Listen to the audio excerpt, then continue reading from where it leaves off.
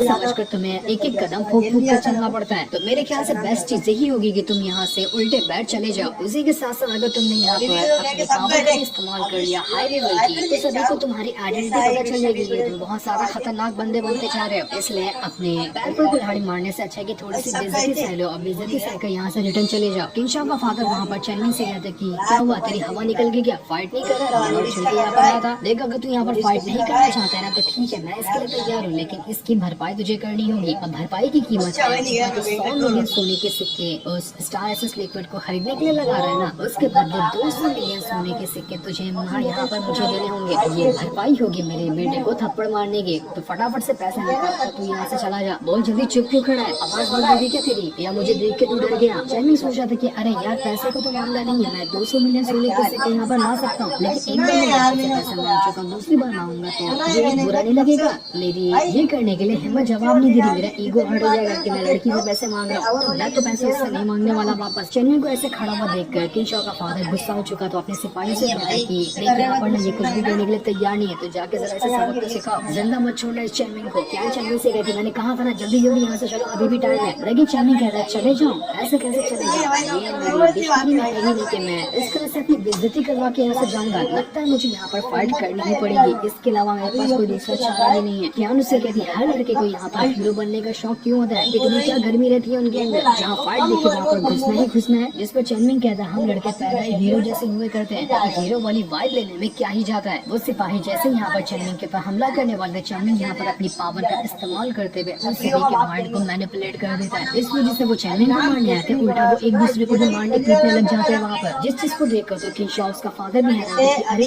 ये क्या हुआ, ये पागल लोग यहाँ पर एक दूसरे की पिटाई करने लग गए। वो किंशा से कहता है किंशा तू ही मार इस चैनमिंग को। किंशा के फटका हाथ में आ जाता है, पापा जी मैं मुझे मारना होता इससे तो मैं पहले नहीं मार दिया होता, मेरे इसको देख के फट गई थी, तभी तो मैं आपसे यहाँ पर मदद मांग रहा हूँ। चैनमिंग उन दोनों से कहता है क्यों, क्या हुआ, अब हिसाब किताब पूरा नहीं करना है क्या? बराबर 2 उंगली दिखा के बता देती कि 200 सोने के सिक्के चाहिए, इधर आना मैं निकाल के देता हूँ 200 मिलियन सोने के सिक्के तुम लोगों को। किंशा तो डर के मारे चैनमिंग की आवाज जैसे सुनता वो अपने पापा जी के कोर में आकर बैठ जाता कि मुझे बचा लो। एक जन्नत का चेहरा देखकर मेरी फटकर हाथ में आ जाती है, लेकिन उसका पापा तो यहाँ पर बहुत ज्यादा गुस्सा हो चुका था। वो अपने बेटे को वहाँ पर बॉल की तरह उठाता है और उसे उठा के बाद उसने सीधा उसे चैनमिंग की तरफ ही फेंक दिया था कि जाए और ये चैनमिंग के साथ फाइट करे। लेकिन चैनमिंग वहाँ पर कुछ भी नहीं करता, बस वहाँ पर एकदम शांति से खड़ा होता है और खड़े खड़े जैसे ही यहाँ पर किंशा उसके करीब आने वाला था, उसके करीब आने से पहले किंशा वहाँ से उड़कर दूर चला जाता है। अब वो ऐसा हो रहा था कि पूरे ऑप्शन हाउस में उड़ के नाच रहा था, जमीन पर ही नहीं आ पा रहा होता है। वो चैनमिंग को छुए बगैर ही उसकी ऐसी हालत हो गई थी यहाँ पे। सभी लोग एकदम हैरान थे कि बाप रे ये क्या हो रहा है, ये चैनमिंग बिना किसी को छुए ऐसा उठा पटा के कैसे करके मार सकता है, ये इंसान ही है ना कि भूत है ये। चैनमिंग ने यहाँ पर अपने घोस्ट का इस्तेमाल करते हुए किंशा को सीधा दीवार के अंदर ही धसा दिया था और सिर्फ उसका मुंह बाहर होता है। सिपाहियों की फटके हाथ में आ जाती कि नहीं ये चैनमिंग नहीं, ये कोई भूत है, भागो यहाँ से, भूत आ गया यहाँ पर। इस चीज को देखकर किंशा का फादर एकदम ज्यादा भड़क चुका था। वो चैनमिंग से कहता है कि तुझे पता है मेरा बड़ा भाई कौन है, मुझे यहाँ पर कुछ भी हुआ तो मेरा बड़ा भाई यहाँ पर आएगा जो तेरी जान ले लेगा। बहुत ही ज्यादा खतरनाक बंदा है वो। जिसके बाद किंशा का फादर जो था वो वहाँ पर शैडो रेवन जो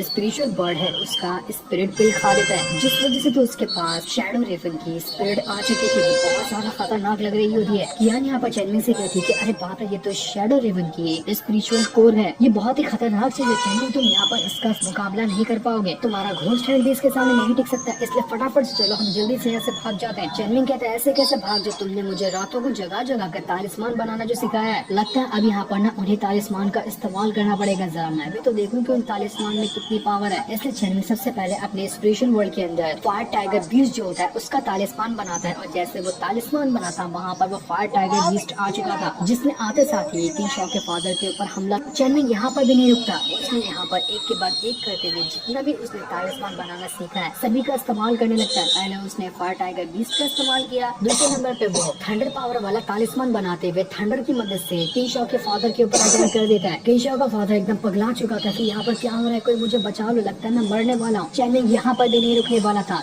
2 तालिस्मान का इस्तेमाल करने के बाद वो अब तीसरे नंबर पे फायर पावर वाला तालिस्मान बना लेता है, जिस वजह से तो अब यहाँ पर फायर की मदद से भी किंशा के फादर के ऊपर अटैक लग चुका था। उसकी पूरी तरह से हालत खराब हो गई थी, ऐसा लग रहा था कि वो तो अब यहाँ पर मर ही जाएगा। किंशा का फादर उससे कहता है कि बस बहुत हो गया तेरा, मेरी इतनी हालत जो तूने खराब की ना, मेरा बड़ा भाई आ ही रहा होगा। वो इतना ज्यादा खतरनाक है कि उसका नाम सुनते सब लोग थर थर कांप जाते हैं। वो बहुत ही ज्यादा पावरफुल सेक्ट का एक मास्टर है और उस सेक्ट का नाम है जुनलोंग सेक्ट। ये सुनकर तो चेनमिंग के अंदर से हंसी नहीं रुक रही थी कि अबे यार जो मेरे सेट का जासूस है वही इसका बड़ा भाई है, मेरा ही जासूस आकर मुझसे यहाँ पर हमला करेगा। गया ये तो यहाँ पर जाने वाला है, इसका बड़ा भाई देखते साथ ही मुझे अपनी पैंट में सुसु कर देगा। अब तो मैं यहाँ पर आराम से इंतजार करूंगी कब इसका बड़ा भाई आता है। वो नजारा देखने में बहुत ही कमाल का होगा। इसलिए किंशा का फादर वहाँ पर अपने बड़े भाई को बुला लेता है, जो कि कोई और नहीं बल्कि सच में वही चेनमिंग के सेट का जासूस था। वहाँ पर आने के बाद वो किंशा के फादर से कह रहा था कि अब यहाँ तो हर बार मुसीबत में पड़ जाता है और मुझे ही बुलाता है, हर बार तेरा लफड़ा जो है ना मैं ही सुलझाता।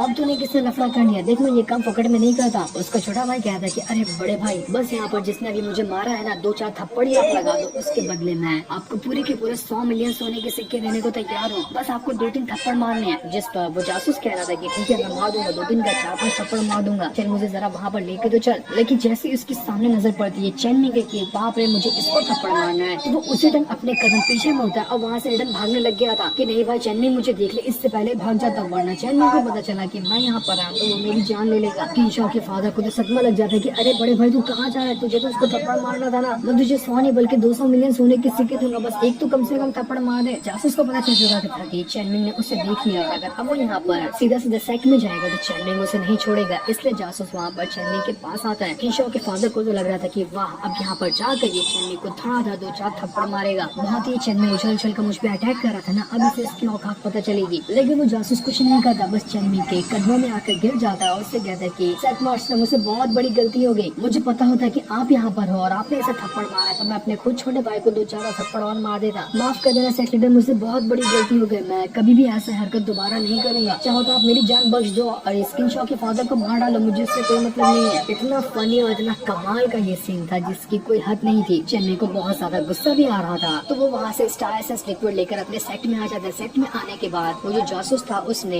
पूरी की पूरी जो किन फैमिली है उसके प्रॉपर्टी के पेपर, उसके खजाने में कितने सिक्के कितनी चीजें हैं सबके एग्रीमेंट के पेपर लेकर आया था और चेन्नई को देते हुए कहा था कि सेक्रेटरी आप इसे रख लो, लेकिन इसके बदले आप यहाँ पर मेरी जान बख्श दो, बस सब कुछ देने के लिए तैयार है। बहुत बड़ी गलती हो गई जब मैं अपने छोटे भाई की बातों में आकर आपसे लड़ने के लिए आ गया था। चेन्नई गुस्से में तो काफी ज्यादा था, लेकिन फिर भी वो वहाँ पर उस एग्रीमेंट पेपर को ले लेता है और उसे पढ़ने लगता है कि जरा देखते हो तो कि इस किन फैमिली के पास कितनी महंगी और कितनी कमाल कमाल की चीजें थी। उसे देखने के बाद उसे पता चलता है कि इसके पास कम से कम 9,999 स्पिरिचुअल बॉक्स है जिनके अंदर कई सारी पावरफुल तरह की पिल वगैरह को रखा गया है। लेकिन जब यहाँ पर वो जो जासूस था उसने चेन्नई को बताया था कि हमारे पास 6,666 ही है, ताकि बची हुई जितनी है वो अकेले खाली करके वहाँ से भाग जाएगा और बची हुई को सब कुछ छुपाकर दूसरी जगह रख देगा ताकि पूरा का पूरा चेन्नई को ना देना पड़े। लेकिन चेन्नई ने यहाँ पर उसकी जासूसी पकड़ ली थी क्योंकि वो उल्टी तरह से एग्रीमेंट चेन्नई को दे रहा था ताकि वो 9,999 6,666 लगे। जासूस कहता है गई भैंस पानी में, मैं तो बुरा फंस गया, इतना सा हल्का सा प्लान बनाया था, मुझे लगा चेन्नई फंस जाएगा लेकिन ये तो फंसा ही नहीं। वो चेन्नई से कहता है कि अरे सेक्रेटरी चिंता मत करो, मैं पूरा का पूरा घी के आपको बॉक्स ला कर दूंगा, एक भी कम हुआ तो हर कम के बदले आप मुझे थप्पड़ मार लेना, लेकिन एक भी कम नहीं करूंगा, बस आप यहाँ पर मेरी जान बख्श दो। चेन्नई कहता है ठीक है, जब तू यहाँ पर इतना ही ज्यादा रिक्वेस्ट करा तो मैं तेरी जान बख्श दूंगा, लेकिन एक भी चीज अगर कम हुई इस एग्रीमेंट में बताई हुई चीजों के हिसाब से तो फिर देख लेना मैं तेरी कैसी हालत करता हूँ। वो जासूस की यहाँ पर जान में जान आती थी।